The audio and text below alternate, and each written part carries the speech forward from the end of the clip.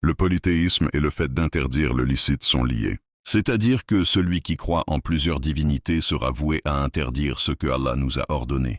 De même que celui qui se dit croire en Allah et qui écoute les insufflations de Satan sera aussi voué à un égarement total, car il écoutera des innovations que notre Seigneur ne nous a jamais demandé de faire. Faisons très attention à quel savant nous prenons notre science. Abdallah ibn Mas'ud, qu'Allah l'agrée, a dit que celui qui cherche un modèle le prenne parmi les morts, car le vivant n'est pas à l'abri de la tentation. Cela veut dire que les compagnons de Muhammad étaient les meilleurs de cette communauté. Leurs cœurs étaient les plus pieux et leur science était la plus profonde. Allah les a choisis pour être les compagnons de son prophète et pour établir sa religion. Reconnaissons leur mérite et suivons leur voie, car ils suivaient à la lettre les enseignements du prophète et étaient sur le chemin de la droiture. L'imam Malik rapporte que Umar ibn Abdul Aziz a dit « Le messager d'Allah et ceux qui ont détenu le commandement après lui ont établi des pratiques.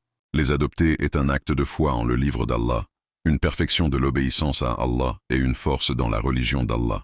Cela veut dire qu'il n'appartient à personne de les changer ou de les modifier, ni même de considérer ceux qui s'y opposent. Je pense que ceux qui s'y opposent sont soit des polythéistes, soit des personnes victimes d'insufflation. Donc ceux qui s'y opposeront suivront une autre voie que celle des croyants. Allah les abandonnera à ceux qu'ils auront adoptés, et il les fera brûler dans la géhenne. Et quelle mauvaise destination!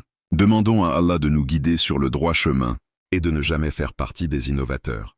Et Allah dit, ils diront, gloire à toi. Tu es notre allié en dehors d'eux, mais ils adoraient les djinns, en qui la plupart d'entre eux croyaient. Surat As-Saba 34-41.